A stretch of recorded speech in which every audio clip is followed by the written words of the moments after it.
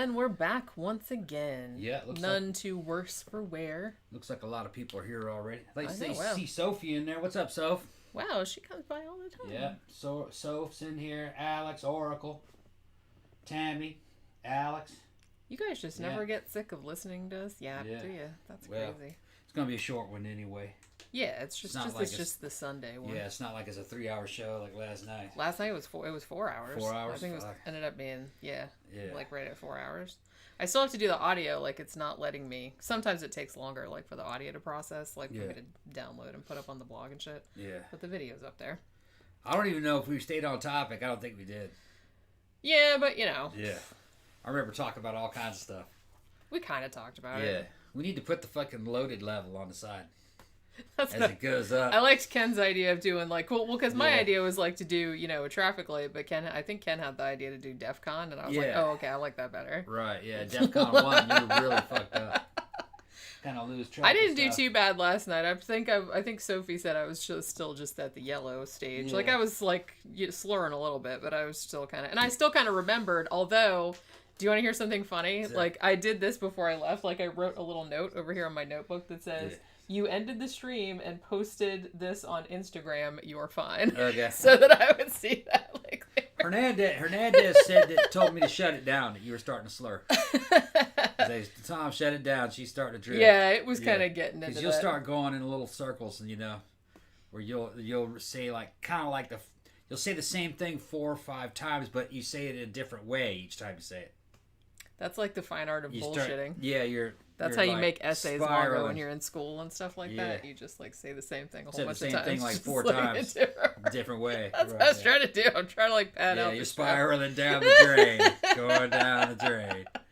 It was. I'm like, stop, just shut it off, Jenny. Shut it off. Shut it down. And it shut it down. Yeah.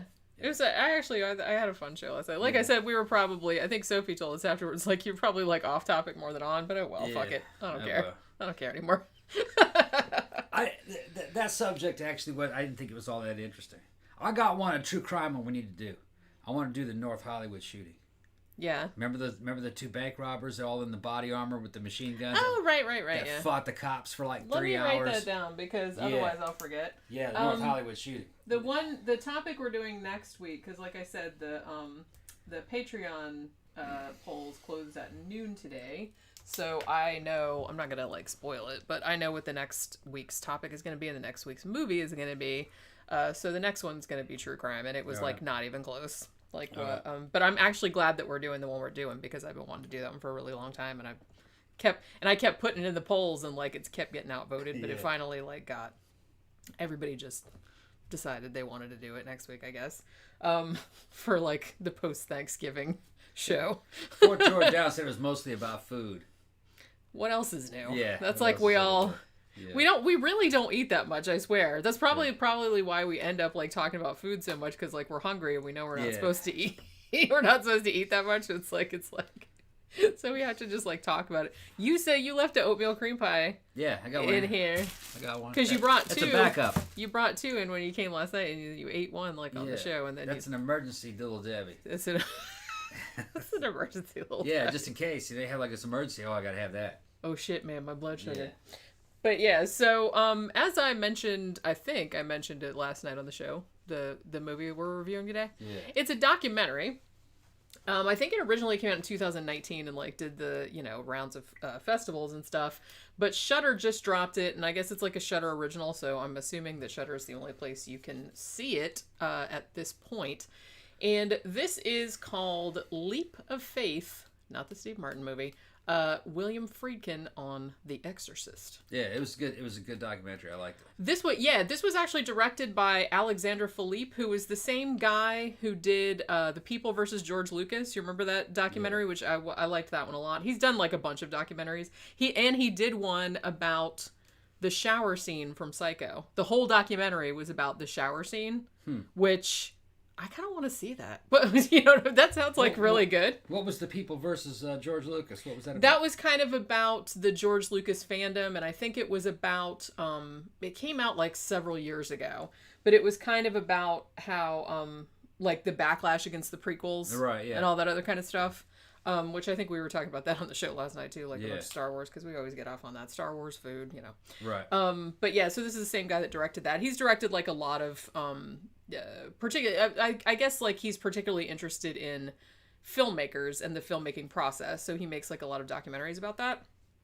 Now this one I will say, because I watched, there's not a hell of a lot of reviews of this, at least video ones like on YouTube, but one guy that I watched that reviewed it, he has a horror channel, and he wasn't real into it. He thought it was kind of boring, but the thing about it, I wouldn't recommend it to you if you're not super into The Exorcist, or if you're not super into filmmaking, or if you're not interested in like getting into like the real like little details about the creative process, because basically this documentary is just an hour and 40 minutes of William Friedkin talking about all of his influences, talking about the making of The Exorcist. I mean, and it goes like into everything like super in depth, like all the influences he had, like other films. It kind of goes into his relationship with William Peter Blatty, like how he found the music for it, like all this other kind of stuff. And so, you know, they were fighting over the music. They fought over the music.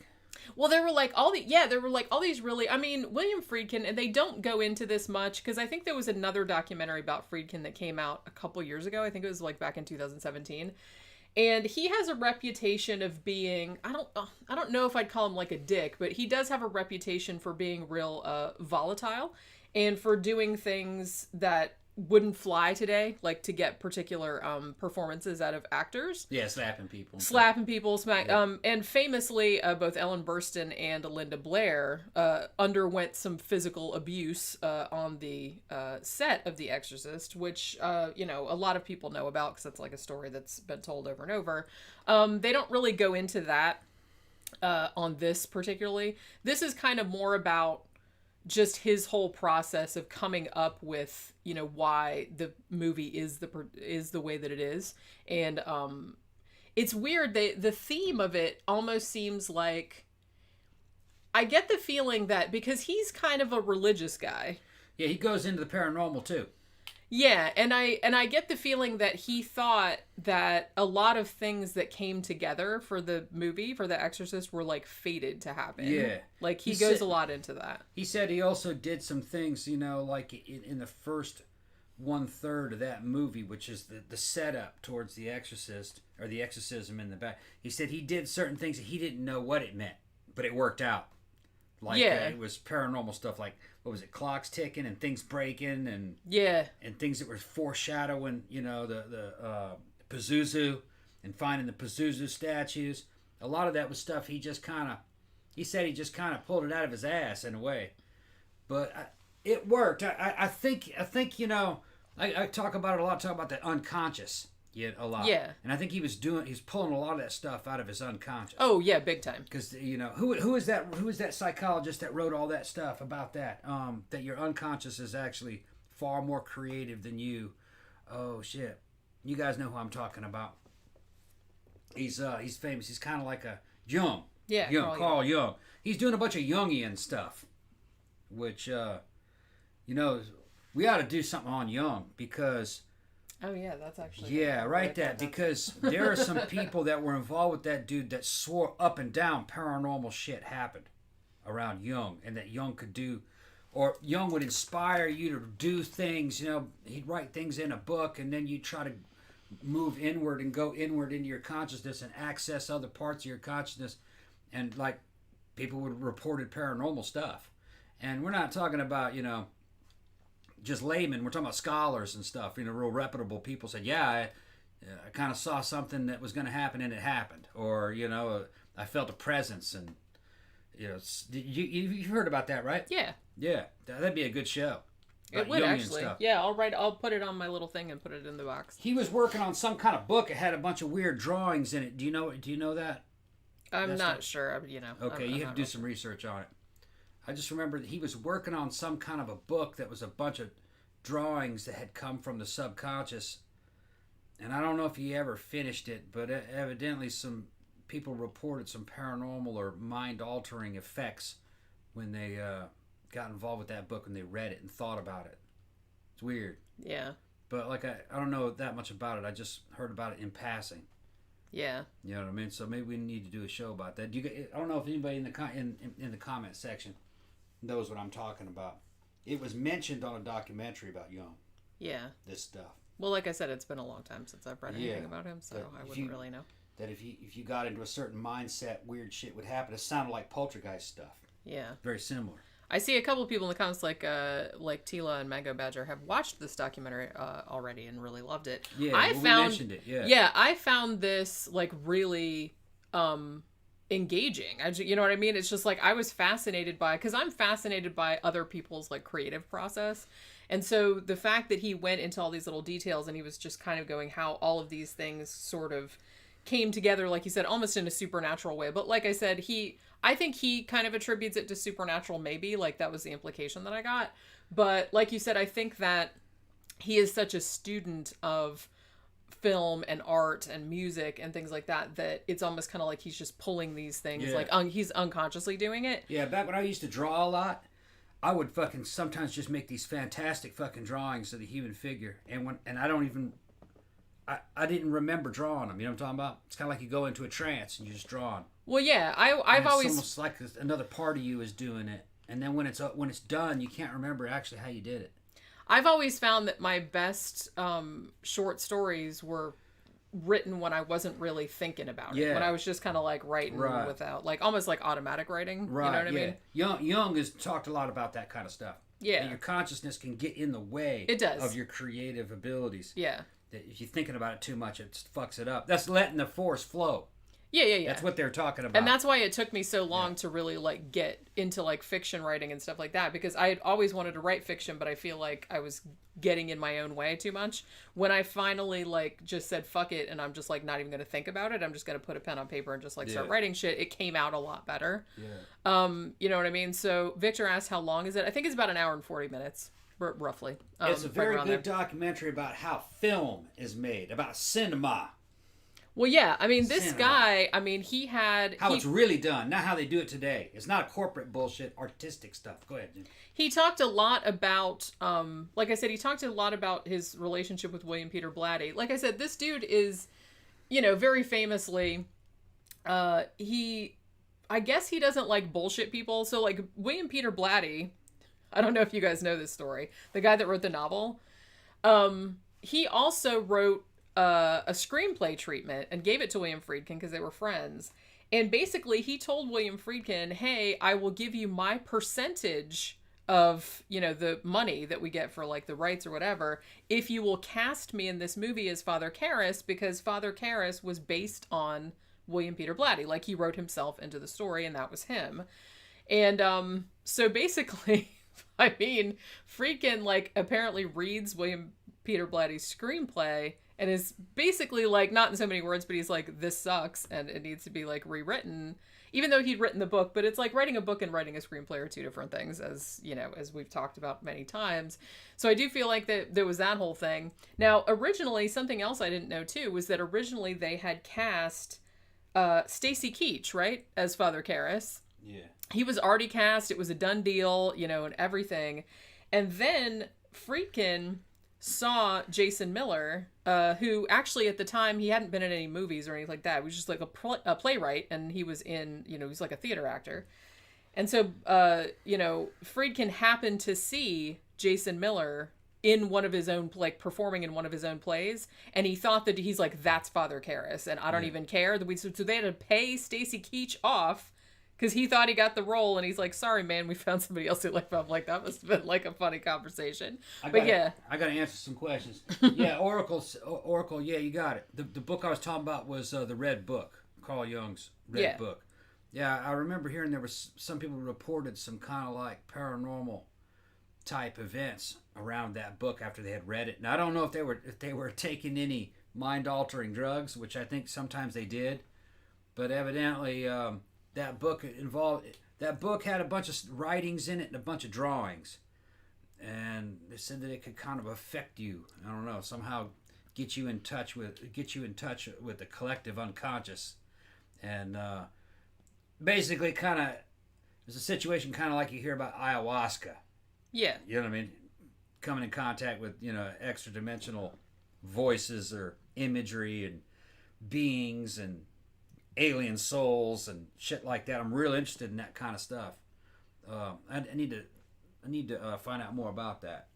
Well, yeah, like I said, as soon as we're done, I'll write it on, because I said, I have this little thing that has that'd be a good show. That has like all these little colorful things, and I just write all the recommendations for movies or whatever, and I throw them in the little box so I can like put them in the polls or whatever. Yeah.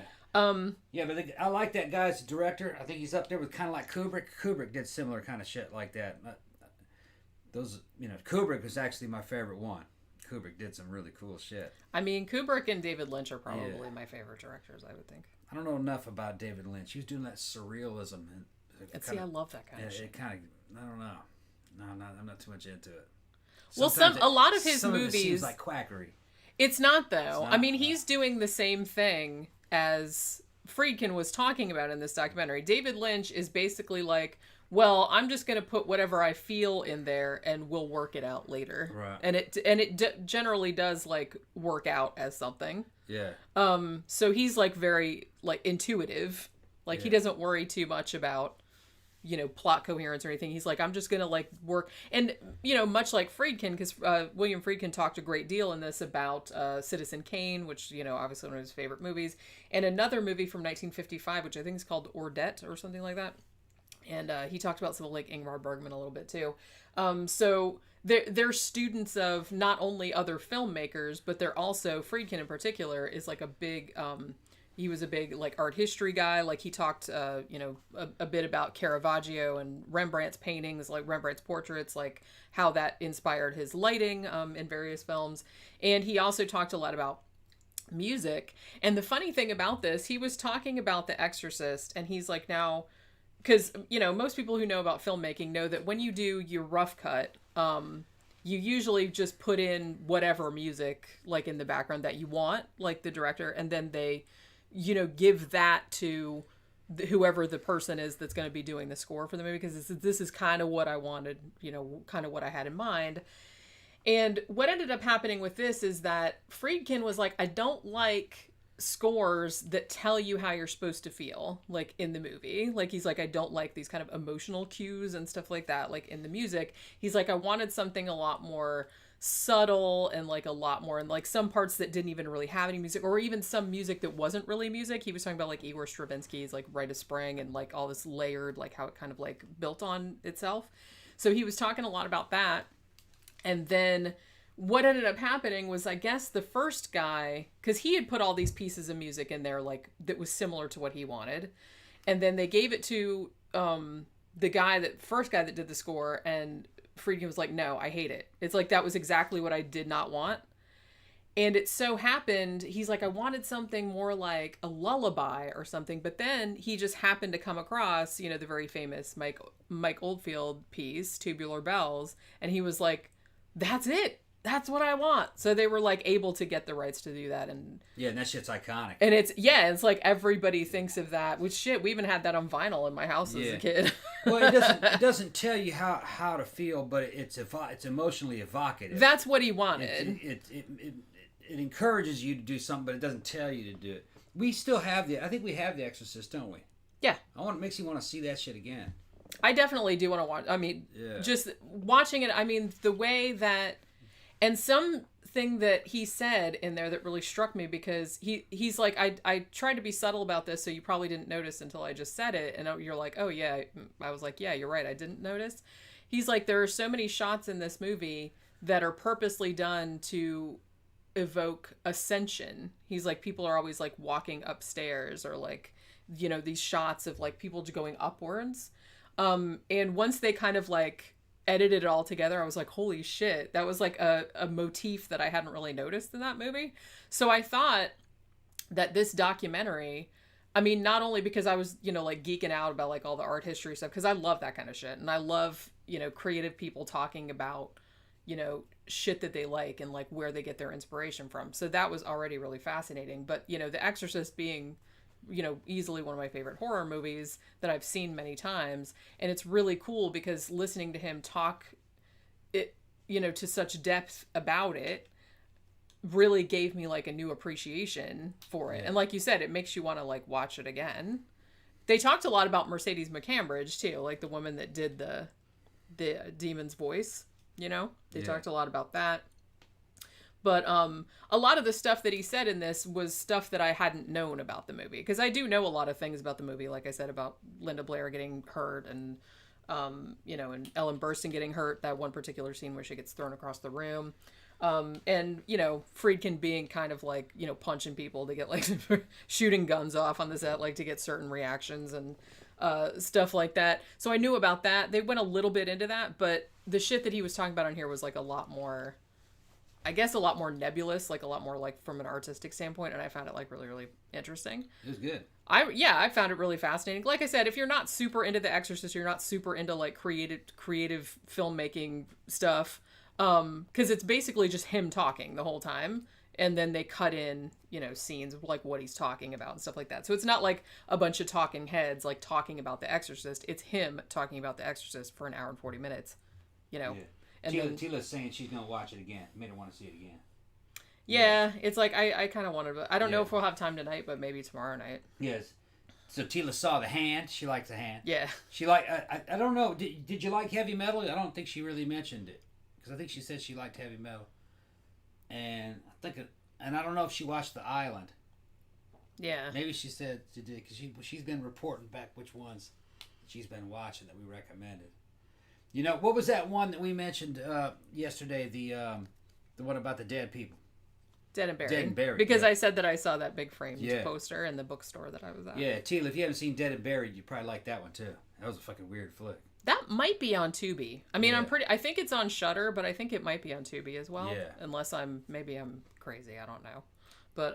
But yeah, I would definitely recommend this if you're at all interested in The Exorcist or interested in like the filmmaking process. Yeah, because it does go a lot into, and he talks a lot about music, and he talks a lot about his artistic influences and stuff like that. So if that, I mean, Bergman flicks. Yeah. So like, if that sounds like something that'll bore you to death, then don't.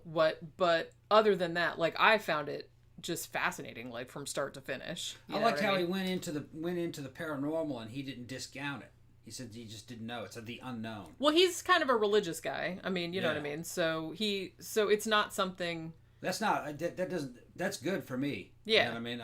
I like religions. I know what they are. You know what I mean? They don't... It's mythology in a way, but that doesn't mean that certain ideas in them aren't true. You know, some of those are universal concepts of an afterlife, you know, which I think there is an afterlife, you know. I think there is a thing like a God, but my version of it probably more like the Force. Yeah, I'm like, if I'm going to go, because I'm, you know, like, I'm pretty atheistic, but if I was going to go anywhere in that direction, that's about as far as I would go. I don't think that there's any kind of, like, a being, like an intelligent being up there necessarily. The Greeks and the Persians and the Mesopotamians, they all believed in basically titans, giant people in the sky that walked around and had things. If you look at Genesis, what they're describing is a giant man who's God. He has a garden out in the middle of the fucking desert, and he's made gardeners to take care of it. And it says he walks around in the coolness of the day, you know, and tries to cool off in the garden. So they're talking about a titan. Yeah. You know, a big, giant man. You know? I don't believe it's not going to be that. You know? It's not going to be a big, giant Middle Eastern potentate. You know, he's created the universe, you know. I think that's kind of far out, you know. Just like Godzilla stomping around. Yeah. Well, that's basically what you're talking about. They're talking about the same thing on Mount Olympus. Like, there's a mountain that's tall enough where there's giant fucking humanoid people, you know, a dude, his wife, and all his children, and they're coming down, cracking the mortal women, and making demigods, and that's exactly what the Old Testament and the New Testaments are talking about. Yeah. By the Greco-Roman standards, Jesus would have been a demigod. Just, you know, his mother was a mortal woman, his father was Zeus, basically. You know, they're talking about Perseus. A guy like Perseus, you know. And we know that doesn't happen. But that happened all the time in Greco-Roman mythology. You know, God come down and get you knocked up, and then you have his kid, and he was like a Nephilim. Yeah. That's what they're talking about. Yeah, Cowspell's just mentioned Nephilim. Nephilim. Yeah. You know, demigods. Has anybody ever made a movie? I mean, this is a dumb question because I'm sure somebody probably has. Has anybody ever made a movie that had like a Godzilla-sized Jesus in it as like the antagonist? Like Jesus. No, I think in the book of John though it says that, you know, when Jesus came out, when it describes a scene where Jesus rolls the fucking stone out of the way and a huge cross comes out and announces him, and then comes out of there, and I think it says he's pretty big. And then he goes to heaven. Everybody's like pimping. Yeah. Each gospel is a different story. They sound the same if you read one after the other because you've kind of forgotten all the details. But if you read them side by side, they're very different. Yeah. They're different authors, and they're not talking about something that happened historically. It's very much like Greco-Roman mythology. It's like fanfic. It's like they're riffing on a common theme. Yeah. Well, it's just like Superman. Yeah. Superman comic books. You can reboot that story over and over and over again. It's still Superman, but the stories are slightly different. Yeah. You know, you got the Chris Reeves Superman. You know, you got this new Superman they're dealing with now. You know, you can tell that story different ways. And that's what they're doing. They they got 4 of them in there, like a best of, like a greatest hits. Yeah. A collection of the greatest stories about Jesus is what they're talking about. And there's 4 because there's 4 corners to the earth, probably. Yeah. The 4 pillars that the earth stands on. Like it does. Yeah, the earth is flat. It's standing on some pillars. It's like nobody knows what the pillars are standing on.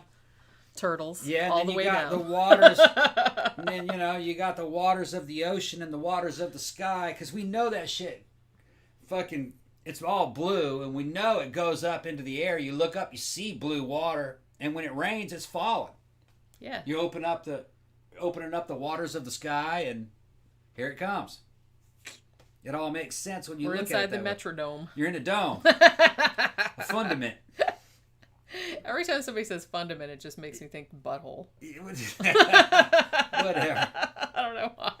Fourth Throwdown said Clash of the Jesus. See, I would totally watch that. You know? Yeah. They chain Andromeda to a rock, and it's instead of the Kraken coming out of the fucking water, it's Jesus coming out of there, and then he eats her. Or he tries to. Somebody better have made that movie, that's all I'm saying.